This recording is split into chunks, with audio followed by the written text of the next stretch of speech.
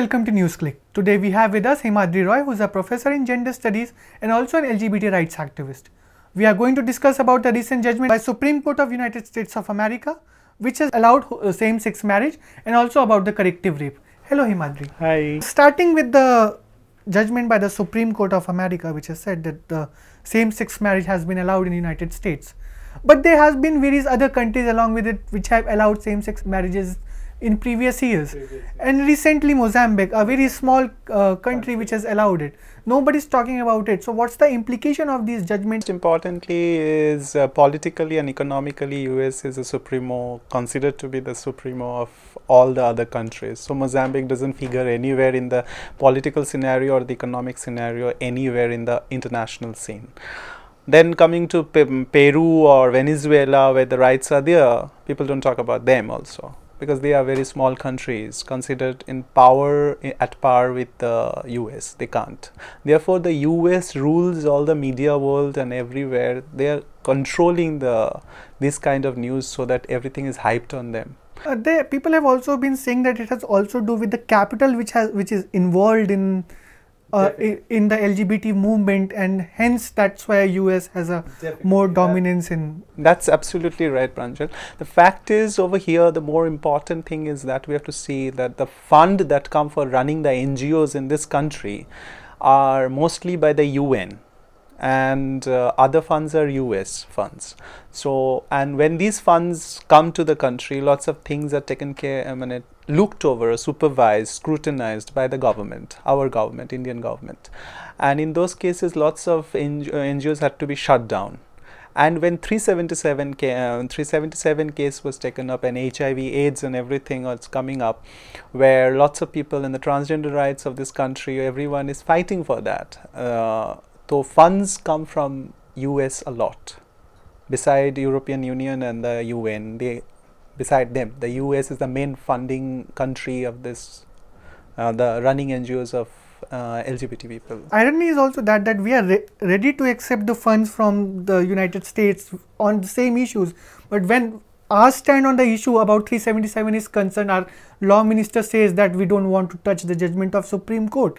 So what do you have to say about it? Over here, most important fact is like before also I feel like before coming to any comment of the political leaders, but I think as a law minister he should also pay respect to the judgment that was given by the Delhi High Court during that time, and when the positive sign was given by during contemporary period of the law minister, union law minister that time. During those period also he has to feel, he has to taken them into consideration before passing this kind of judgment. I don't think he should comment like that. Yes, Supreme Court is always the apex body. His that decision is final, but that decision can always change in the parliament. The political leaders have the rights to do that, and there were people from the political leaders of this cadre, I mean the India government, that there are people who are supporting it. Now all of a sudden, if they are not voicing their opinions in the cabinet or the parliament, then even the law minister can't do anything. Recently also, like there have been various bodies in the public forum which have been calling homosexuality as a unnatural disease, and it should be cured and all that. And as a medium to it, there's a phenomena called corrective rape which has come into limelight. So would you like to tell something about it? What is it all about? It is actually, corrective rape is a word used in South Africa the first time by the government that time. During that period, they were using it to rectify, I should use that word, quote unquote, rectify from that judgment itself. And rectify is the word. Rectify one's sexuality through rape. And this rape is usually done. Why is it rape? Because it is not consensual. The second thing is that it is done by the family members, within the family tree, by someone who is known closely and well respected. That kind of thing has to be done to rectify the sexuality of a person. Say for example, a lesbian. That came up in the South Africa the first time. The lesbians, one of the lesbian was thoroughly raped by his father and brother, both of them, to rectify her sexuality, but that was not rectified. So that was the term used by the UN later on to corrective rape. When this entire phenomena of corrective rape we are talking about, it also is a medium through which we can also connect to the entire issue of marital rape that we have seen in our society. The law even doesn't seem to recognize that sort of rape also. Yeah, in our country, the laws are itself a very has lots of gaps, loopholes into them. Now, if you consider rape, for example, rape comes in different sections of it in the different forms of our law, Indian penal codes. Now, when we look into it, the most important fact is that we don't see marital rape figuring anywhere, because in marital rape, in our country, it is a thought, it is a belief that it has been imported from outside, because the term itself is English term. Now there was no Hindi term for it. Therefore, like, people were trying to say that it has been imported from outside. That's why the new people who are fighting, the activists and all, they think that that's another way of giving women a boost to fight against marital rape, or dragging the men to the patriarchy, to the courts again. That's another thing. Recently also, when we look at all these phenomena that is taking place either in the society or in the political structures, there have been various voices which have supported LGBT rights, especially the transgender rights. People fail to recognize lesbians and gays. But transgender special bill was brought into parliament. But when we look at it at its implications and its implementation in the society, that's completely missing. To quote, there is an example in Delhi University. There is a single student who has been registered as a transgender student, and its name has also not been revealed, as if he or she is a criminal. So, what do you want to say about it? See, over here, it's very interesting that the transgender do not want to get enrolled in that university, in conventional universities. Very importantly, why? The reason is that they do not want to face the harassment.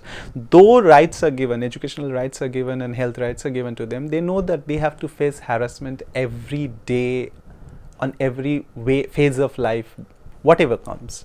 Like, they don't want to face it. Now, if you go to your class, for example, the candidate you are talking about, the student you are talking about, the student goes into the class, the teachers will probably harass, the classmates will harass. What he or she will do? She has no way to run away. She has to go to classes, because attendance becomes compulsory. Assignment submissions are compulsory. Then only she will be allowed to sit for the exams. So probably she can, if she has the strength enough to fight the battle, then she probably can fight. And for that, you need the support of not only the family, but also for the society, from the society. And society begins from the clustered unit of your classmates, friends, so-called. And now, if they don't support you, where do you stand? Probably, I don't know how far the policies of the educational admission policies of the University of Delhi has formed out. I don't know. Probably they have figured it out in such a way, like, as far as I can recall, one of the admission through extracurricular activities, one of the quota was sports quota. And I think in the sports quota also you have all the policies and rules and regulations for males and females. But what about transgender sports quota? As if they don't play any sports. That these are certain of the complications, probably. That's why you have one admission out of lakhs of students over there enrolled in. Lastly, Himadri, if you want to conclude all these things, what do you think is the way ahead? See, the most important fact is, like, for corrective, let me sort out two things very very categorically. Like, if you say corrective rape only for this kind of people, then I don't think this is a way to. You cannot force anyone to change your sexuality. You cannot. As we all know, US Psychiatry Association has removed that from the medicine. I said disease list, the list of diseases. It has been removed, that homosexuality does not figure anywhere. So now, why our country, even now in our country, there are psychiatrists who treat, who give electric shocks, who still run that kind of old traditional thoughts to rectify the sexuality. That's not possible. So 377 has to go. You cannot hook onto it and saying that you want to rule the society through this, because it not only contains this part, it contains many things into it. We only think out of that 377 has become a tagline for the LGBT people, and people very easily tag them, okay, he or she is an LGBT, so fine him or penalize him through 377. But that's not only there. Even a heterosexual husband wife, anyone can, because oral sex is included, it's not in it. So if a husband and wife is having oral sex, that's a 377. That's as simple as that. So I think that's why thinking of a larger perspective of the society, not only homosexuals, not only the LGBT people, but also in per se for everyone in the society, 377 has to be removed. And corrective rape is not the solution, not at all the solution. Thanks, Himadri. We would like to end here on the note that struggle is the way ahead, and society must bring itself to recognize these things and also raise voices against the phenomena like corrective rape and also 377. Thank you, Himadri. Thank you for watching NewsClick.